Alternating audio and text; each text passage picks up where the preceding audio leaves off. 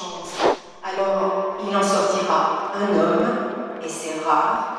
Je vous prie d'écouter et d'accueillir Monsieur Jean-Christophe Gisbert.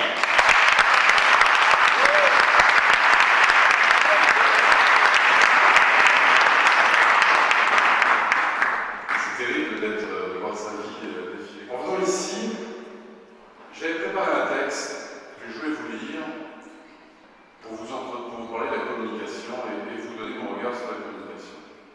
Le texte est dans ma voiture, au deuxième sous-sol de la place du Capitole, parce que je me suis dit que quand on se retrouve face à des étudiants en communication qui demain vont être sur le marché, qui vont être mes concurrents, peut-être mes collaborateurs, je ne sais pas, la moindre des choses, c'est quand même de faire un petit effort, et la meilleure façon de communiquer, à mon sens, c'est pas de prendre un papier et de le lire, c'est de faire ce que fait avant moi Franck Papazian, Carole Caudet, à l'instant Madame Filmin, excusez-moi, j'ai perdu votre prénom, Anne Filmin, c'est de se laisser aller, de se révéler tel qu'on est. Et finalement, dans ce métier qui s'ouvre vers vous, vous y arrivez bien armé. Je pense que l'ECS est une structure solide qui vous aura permis de bien maîtriser les fondamentaux, tous les outils que les profs ont pu vous permettre d'apprivoiser et de maîtriser. Mais le plus important, et j'espère ne pas partager avec les profs, ni avec vous, Carole, c'est pas ce que vous aurez appris qui est le plus important, c'est ce que vous êtes, et ce que vous avez envie d'exprimer. Je ne dis pas qu'il faut faire fi de tout ce que vous avez appris, je suis mal placé pour le faire. Moi, quand j'ai eu mon bac, ce que Claire n'a pas dit, c'est que j'étais. En fait, mon père voulait que je sois avocat, comme il y avait ici avec mon frère aîné. J'avais aucune envie d'être avocat, je trouve que c'est un métier très triste. Je côtoie beaucoup d'avocats, j'espère qu'il n'y en a pas dans la salle. J'ai pas tellement changé d'avis sur la question. Et donc, je suis parti aux États-Unis sans avoir fait d'études. J'ai fait tout mon parcours vraiment en essayant de sublimer ce que j'étais, ce que j'avais envie de faire par rapport à ce que j'avais appris. Néanmoins, même si j'ai un apprentissage théorique académique assez faible, c'est-à-dire simplement le bac, avec mention quand même le bac, tout le reste, je l'ai appris au contact des autres. Je l'ai appris en me mettant en danger, je l'ai appris en m'ouvrant sur le monde. Et ce métier de la communication que vous allez faire est formidable à ce titre, qui va vous permettre vraiment, si vous le faites comme moi, je ne suis pas en train de vous dire qu'il faut le faire comme ça, mais si vous donnez la peine de vous ouvrir, d'essayer d'être en quelque sorte des éponges du monde et des autres. J'ai fait le métier de journaliste pendant plus de 30 ans et je me suis régalé. Parler de mon frère tout à l'heure, s'il y a bien une chose avec laquelle je suis d'accord avec mon frère François Olivier, c'est quand il dit c'est un métier que je paierais pour faire.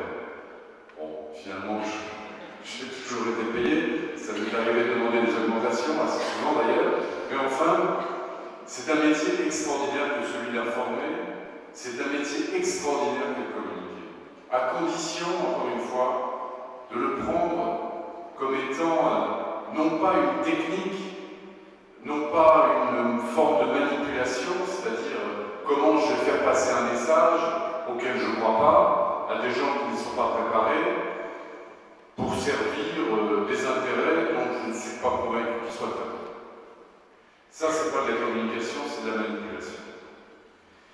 La communication, telle que moi je l'aperçois, telle que je la vis à travers mon travail, peut-être que c'est ce qui... je ne veux pas parler de succès parce que mon entreprise n'a qu'un an, mais en tout cas qui me permet aujourd'hui d'être en Midi-Pyrénées, l'entreprise qui est la seule à avoir triplé ses effectifs en un an, puisque je suis passé de 1 à 3.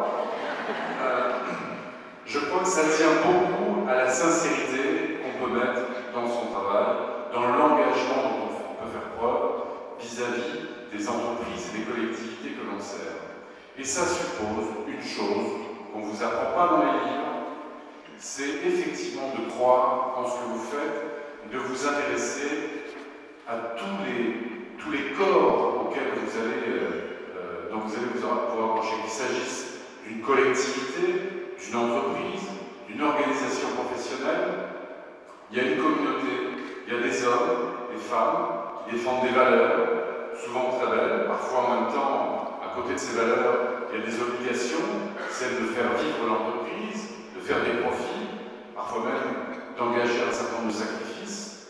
Mais je vous assure que pour le vivre au quotidien, et sans être fleur bleue ni angélique, il est possible de communiquer en s'exprimant soi-même, en exprimant tout ce qu'on a envie d'exprimer et en servant les valeurs dont on se sent proche. Moi, j'ai quelques anecdotes comme ça extraordinaires. Je ne citerai pas mes clients, mais je vous donnerai un exemple. Je travaille pour une collectivité qui se bat dans la région, c'est pas à Toulouse, pour attirer des emplois. J'espère que personne ne la reconnaîtra. C'est une ville où les gens trouvent que la vie est belle, on fait la fête, on mange bien, et que attirer des entreprises, créer des entreprises, c'est plutôt une charge de travail dont on n'a pas envie de s'embêter. Voilà. Donc déjà, on n'est pas bien servi. Pour ce qui est, j'espère que vous n'allez pas la découvrir. Pour ce qui est des routes, c'est pas le top non plus. Bref, il y a beaucoup de handicaps. Et en même temps, il y a là-bas un maire, que je ne citerai pas, qui s'est dit la seule façon de sauver ma vie, c'est de créer des emplois. Et puisque j'ai du mal à en développer à partir de la ville, mais je vais faire venir des entreprises. On a mis en place une stratégie et on est arrivé à faire venir une, deux, on en est maintenant à la troisième entreprise. Alors, ce n'est pas des grosses entreprises, une c'est 200 emplois, ce qui est pas mal. La deuxième, c'est un petit peu moins de 50. Et je peux vous assurer que pour me battre avec lui, ce combat, soyons clairs, je suis payé pour faire ce travail, mais c'est un véritable acte militant. Et je le fais de la même manière quand je suis aux côtés d'une entreprise qui, par exemple, se développe, d'une entreprise régionale, qui veut développer un marché national, et que je vois un directeur commercial qui, avec toute son équipe, travaille très tard le soir pour essayer de trouver la bonne stratégie, qui veut valider avec moi les bonnes options pour convaincre de nouveaux clients. Donc il y a vraiment, mon conseil, c'est d'être vous-même, d'être généreux, de vous donner à fond dans ce que vous faites. Je ne sais pas très bien de dire qu'il ne faut pas compter les heures, mais j'ai quand même envie de vous dire qu'est-ce qu'il faut faire. Laissez les 35 heures, n'y pensez pas. Quand on est bon, on ne compte pas. Moi je travaille 60 à 70 heures par semaine, je me repose un jour de la semaine, je suis passionné par ce que je fais, et je crois que si je réussis, c'est moins parce que je maîtrise un certain nombre de techniques, parce que je crois à ce que je fais, que j'ai un enthousiasme communicatif, même si effectivement je n'ai pas le sourire comme Gage, je suis désolé, je vais faire des efforts. Mais je crois que ça, c'est la grande leçon qu'il faut retenir. Enfin, moi, je retiens du parcours que j'ai fait. Je voudrais vous dire aussi un mot sur le plaisir d'entreprendre, parce que c'est un vrai plaisir. Pendant plus de 30 ans, alors c'est vrai que j'ai commencé ma carrière, j'ai pas trop de mérite à monter une boîte aux États-Unis, d'abord parce que j'avais un associé qui vivait aux États-Unis, puis deuxièmement parce que j'ai la nationalité américaine, ce qui m'a facilité beaucoup les choses.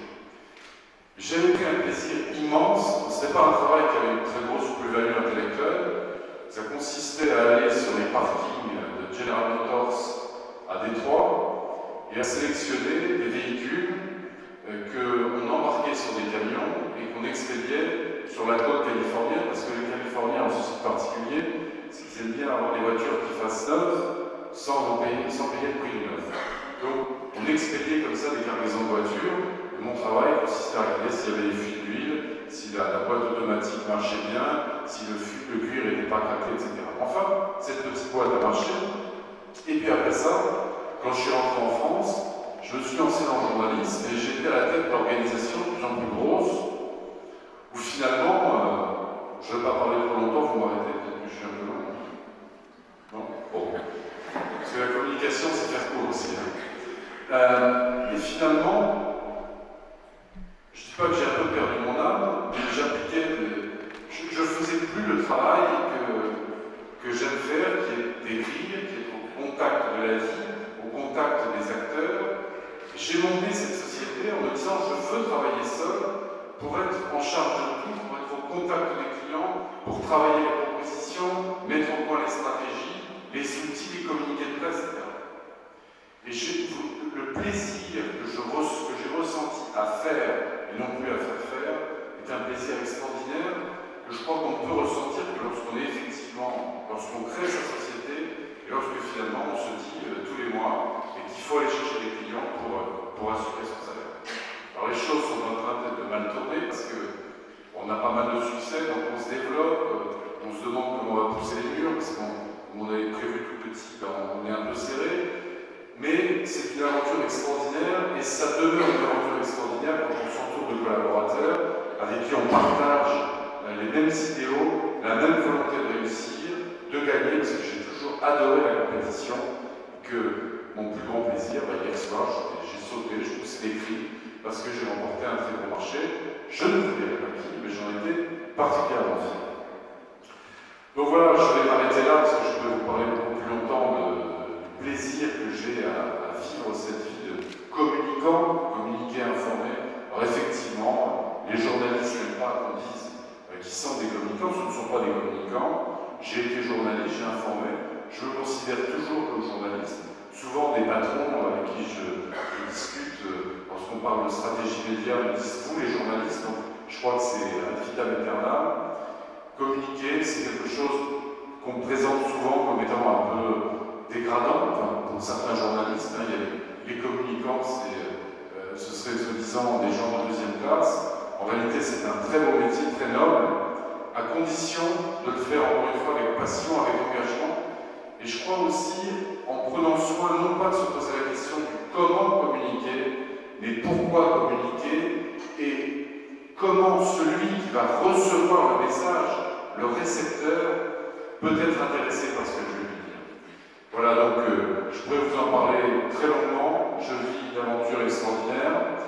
Je pense qu'il ne tient qu'à vous de faire de votre vie, dans l'entreprise que vous allez rejoindre, dans celle que vous allez créer et qui va me piquer le marché demain, eh bien, il ne tient qu'à vous de prendre beaucoup de plaisir, parce que c'est seulement en prenant beaucoup de plaisir